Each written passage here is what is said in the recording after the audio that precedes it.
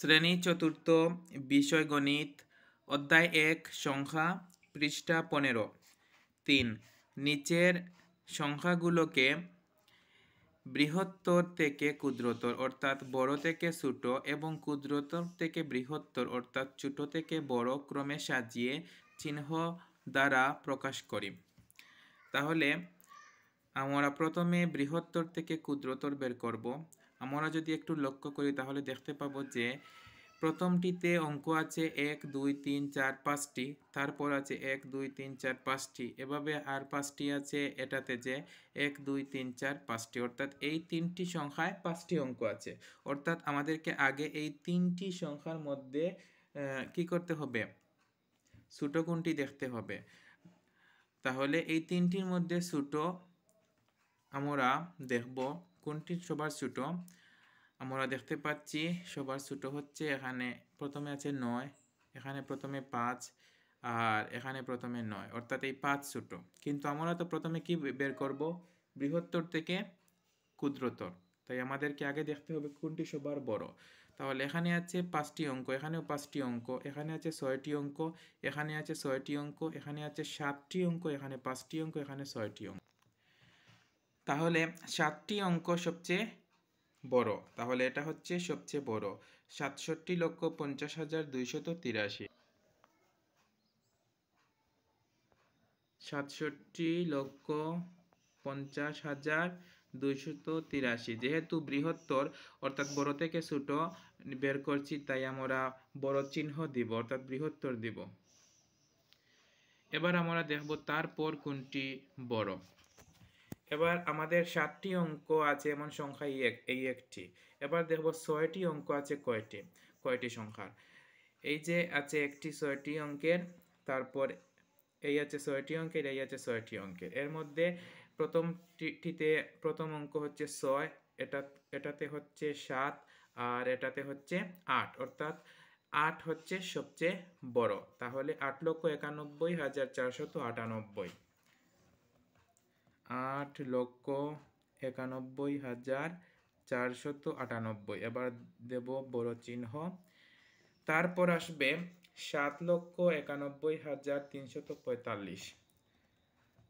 7,91,345, তারপর বড় চিহ্ন। তারপর আসবে 6,03,245।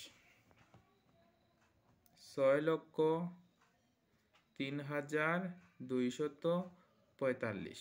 তারপর আসবে 5 অঙ্কের মধ্যে এখানে আছে 9, এখানে আছে 5 আর এখানে আছে 9, এখানে আছে 9। তাহলে 5 হচ্ছে ছোট, তারপর ছোট হচ্ছে আমাদের এই যে এখানে 7 আর এখানে 8। তাহলে 9 আর 9 মিলে গেলেও তারপর যেটা আছে হাজারে 8 আর এখানে হাজারে 7, অর্থাৎ হাজারের 8টা বড়, তাই এটা হচ্ছে বড়। তাহলে 98,427। আচ্ছা, এখানে বৃহত্তর চিহ্ন হবে। তারপর 98,427। তারপর হবে 97,653।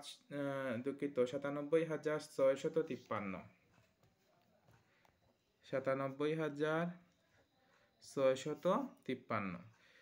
তারপর হবে 97ও গেল, 98ও গেল, তাহলে আসবে এবার 56,789। 56,789। এবার খুব সহজে আমরা ক্ষুদ্রতর থেকে বৃহত্তর বের করতে পারবো। আমরা যদি এখান থেকে লেখা শুরু করি তাহলেই হয়ে যাবে। শেষ থেকে যদি প্রথম দিকে আসি তাহলে আমাদের ক্ষুদ্রতর থেকে বৃহত্তর বের হয়ে যাবে, অর্থাৎ 56,789। এবার দিতে হবে ক্ষুদ্রতর চিহ্ন, তারপর 97,653, তারপর 98,427, তারপর 6,03,245, তারপর 7,91,445, 345, তারপর 8,91,498, তারপর 67,50,283। তাহলে বৃহত্তর থেকে ক্ষুদ্রতর এবং ক্ষুদ্রতর থেকে বৃহত্তর করা শেষ। এবার 7,4,9,1 এখানে 4টি কার্ড আছে। এই 4টি কার্ড দিয়ে আমাদেরকে বৃহত্তম ও ক্ষুদ্রতম সংখ্যা লিখতে হবে। তাহলে বৃহত্তম সংখ্যা সমান, এখানে সবার বড় হচ্ছে 9, তারপর 7, তারপর 4, তারপর 1। এবার ক্ষুদ্রতম,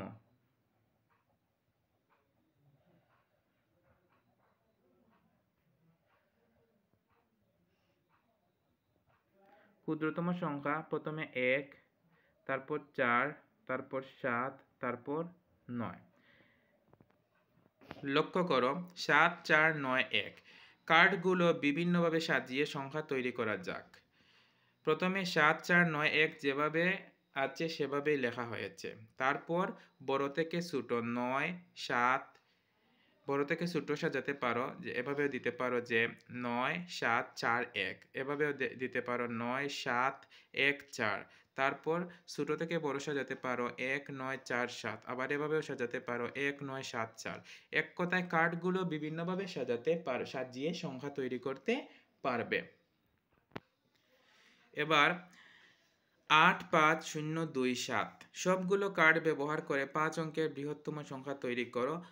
সবগুলো কার্ড ব্যবহার করে 5 অঙ্কের ক্ষুদ্রতম সংখ্যা তৈরি করো। 8,5,0,2,7 সবগুলো কার্ড ব্যবহার করে 5 অঙ্কের বৃহত্তম সংখ্যা। সবার বড় হচ্ছে 8, তারপর 7, তারপর 5, তারপর 2, তারপর 0। সবগুলো কার্ড ব্যবহার করে 5 অঙ্কের ক্ষুদ্রতম সংখ্যা। সবার ছোট 0, কিন্তু 0 বামে বসে না, তাই দ্বিতীয় স্থানে বসবে। অর্থাৎ প্রথমে 2 লিখে তারপর 0 দিতে হবে। তারপর ছোট হচ্ছে 5, তারপর ছোট হচ্ছে 7, তারপর ছোট হচ্ছে 8।